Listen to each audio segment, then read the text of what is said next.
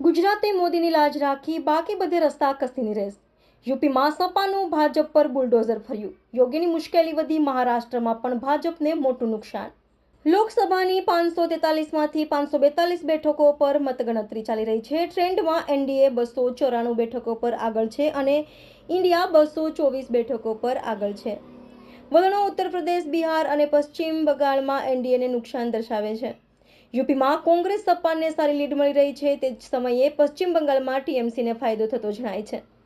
ભાજપ એમપીમાં ખરાબ પ્રદર્શન કરતી જોવા મળી રહી છે. ભાજપ કુલ 29 બેઠકોમાંથી તમામ બેઠકો પર આગળ છે. રાજસ્થાનમાં ભાજપને ભારે નુકસાન થઈ રહ્યું છે. 16 માર્ચે ચૂંટણી પંચે 7 તબક્કામાં 543 લોકસભા બેઠકો માટે મતદાનની તારીખોની જાહેરાત કરી હતી.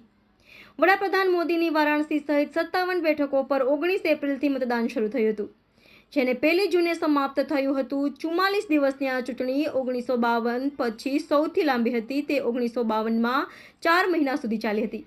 અગાઉ તે સામાન્ય રીતે 30થી 40 દિવસમાં સમાપ્ત થતી હતી.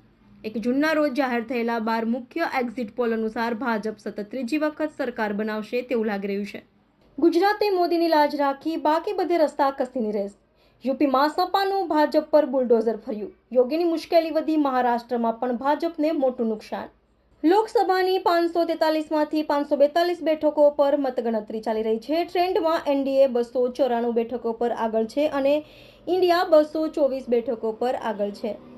વલણો ઉત્તર પ્રદેશ, બિહાર અને પશ્ચિમ બંગાળમાં એનડીએને નુકસાન દર્શાવે છે. યુપીમાં કોંગ્રેસ સપાને સારી લીડ મળી રહી છે. તે જ સમયે પશ્ચિમ બંગાળમાં ટીએમસીને ફાયદો થતો જણાય છે. ભાજપ એમપીમાં ખરાબ પ્રદર્શન કરતી જોવા મળી રહી છે. ભાજપ કુલ 29 બેઠકોમાંથી તમામ બેઠકો પર આગળ છે. રાજસ્થાનમાં ભાજપને ભારે નુકસાન થઈ રહ્યું છે. 16 માર્ચે ચૂંટણી પંચે 7 તબક્કામાં 543 લોકસભા બેઠકો માટે મતદાનની તારીખોની જાહેરાત કરી હતી. વડાપ્રધાન મોદીની વારાણસી સહિત 57 બેઠકો પર 19 એપ્રિલથી મતદાન શરૂ થયું હતું, જેને 1 જૂને સમાપ્ત થયું હતું. 44 દિવસની આ ચૂંટણી 1952 પછી સૌથી લાંબી હતી. તે 1952માં 4 મહિના સુધી ચાલી હતી. અગાઉ તે સામાન્ય રીતે 30થી 40 દિવસમાં સમાપ્ત થતી હતી. 1 જૂનના રોજ જાહેર થયેલા 12 મુખ્ય એક્ઝિટ પોલ અનુસાર ભાજપ સતત ત્રીજી વખત સરકાર બનાવશે તેવું લાગી રહ્યું છે. ગુજરાતે મોદીની લાજ રાખી, બાકી બધે રસ્તા કસીની રેસ. યુપીમાં સપાનું ભાજપ પર બુલડોઝર ફર્યું. યોગીની મુશ્કેલી વધી, મહારાષ્ટ્રમાં પણ ભાજપને મોટું નુકસાન.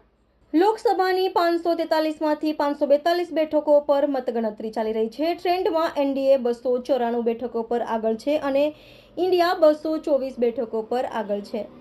વલણો ઉત્તર પ્રદેશ, બિહાર અને પશ્ચિમ બંગાળમાં એનડીએને નુકસાન દર્શાવે છે. યુપીમાં કોંગ્રેસ સપાને સારી લીડ મળી રહી છે. તે જ સમયે પશ્ચિમ બંગાળમાં ટીએમસીને ફાયદો થતો જણાય છે. ભાજપ એમપીમાં ખરાબ પ્રદર્શન કરતી જોવા મળી રહી છે. ભાજપ કુલ 29 બેઠકોમાંથી તમામ બેઠકો પર આગળ છે. રાજસ્થાનમાં ભાજપને ભારે નુકસાન થઈ રહ્યું છે. 16 માર્ચે ચૂંટણી પંચે 7 તબક્કામાં 543 લોકસભા બેઠકો માટે મતદાનની તારીખોની જાહેરાત કરી હતી. વડાપ્રધાન મોદીની વારાણસી સહિત 57 બેઠકો પર 19 એપ્રિલથી મતદાન શરૂ થયું હતું, જેને 1 જૂને સમાપ્ત થયું હતું. 44 દિવસની આ ચૂંટણી 1952 પછી સૌથી લાંબી હતી. તે 1952માં 4 મહિના સુધી ચાલી હતી. અગાઉ તે સામાન્ય રીતે 30થી 40 દિવસમાં સમાપ્ત થતી હતી. 1 જૂનના રોજ જાહેર થયેલા 12 મુખ્ય એક્ઝિટ પોલ અનુસાર ભાજપ સતત ત્રીજી વખત સરકાર બનાવશે તેવું લાગી રહ્યું છે. નમસ્કાર મિત્રો, હું ફિરોઝ ઈરાની આજે તમને એક નવી વાત કરવા આવ્યો છું.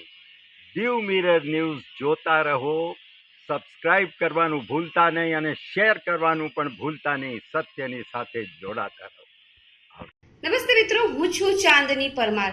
આપની મનપસંદ ચેનલ એટલે કે દીવ મિરર ન્યૂઝ ચેનલને લાઈક કરો, શેર કરો અને ફોલો કરો.